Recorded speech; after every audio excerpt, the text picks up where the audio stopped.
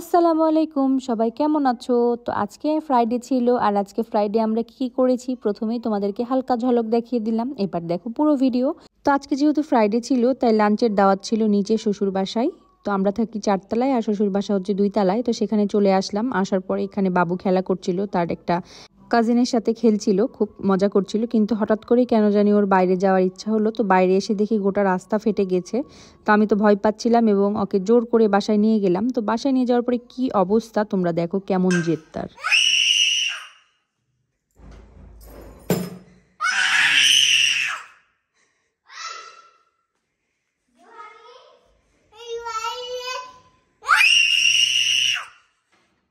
তো জোহান যত বড় হচ্ছে তত জেদ বাড়তে আছে তার।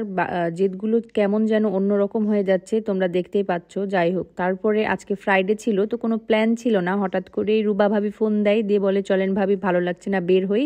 তো তাড়াতাড়ি করে রেডি হয়ে গেলাম। রেডি হয়ে তো আমি বের হয়ে যাচ্ছি, তোমাদের সাথে টাটা বাই বাই দিলাম, দিয়ে না ঘুরে চলে আসার পরে আবার বাসায় আসি। আসার পরে হচ্ছে এটা আমার রুম ছিল আগের, তো রুমটা একদম ফাঁকা এখন। তো দেখে মনটা খারাপ হচ্ছিল, তাই ভাবলাম তোমাদের সাথে শেয়ার করি ফাঁকা রুমটা দেখতে কতটা খারাপ লাগছে।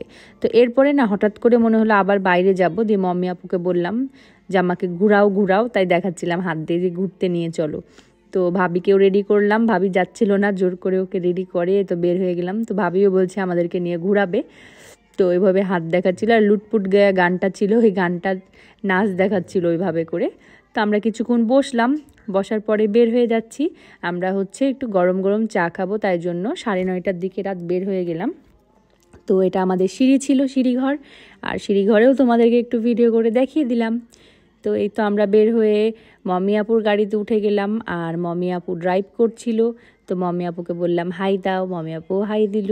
ভাবিকেও বললাম হাই দাও। আর সামনে জন ওখানে ক্রামবোর্ড খেলছিল, তো আমরা প্ল্যান করছিলাম যে ওখানে একটু দাঁড়াবো। এইটা আমার ননদ। আর এই তো আমরা চলে আসলাম হেসেলে।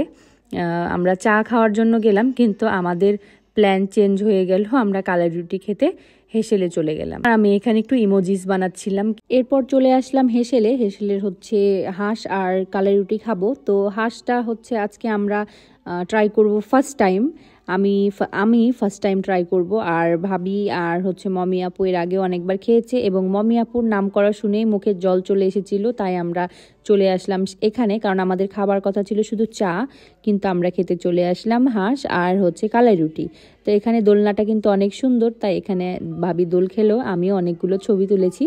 তো ছবিগুলো পোস্টও করে দিয়েছি, তোমরা অবশ্যই দেখবা, কমেন্ট করবা যে কেমন লেগেছে।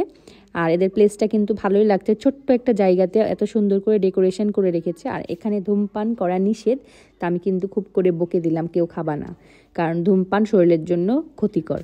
আর এই তো এখানে আমি হচ্ছে হেসেলের মেনুটা হচ্ছে তোমাদের সাথে শেয়ার করে দিচ্ছি। তো আমরা এদিকে খাবার অর্ডার দিয়ে ওয়েট করছিলাম আর গল্প করছিলাম। একটা জিনিস মাঝে মাঝে মনে হয় যে আমরা যারা বন্ধু, আমরা যারা যারা চলাফেরা করি, এত ভালো লাগে যে যখনই ডাকি তখনই তাদেরকে পাওয়া যায়। আমি কিন্তু বসেই ছিলাম বাসায়, তো আমার না মন চাইছিল একটু বাইরে যেতে। তো আমাদের একটা গ্রুপ আছে বান্ধবীদের, যতজন আমরা চলাফেরা করি সবাই মিলে। তো মমি আপু ফোনটা রিসিভ করে, তো মমি আপুকে বললাম মমি আপু চলো একটু ঘুরতে নিয়ে যাও। মমি আপুর সাথে সাথেই হাজির। মমি আপু যখনই ফ্রি থাকে তখনই আমাদেরকে একটু হলেও সময় দেয়।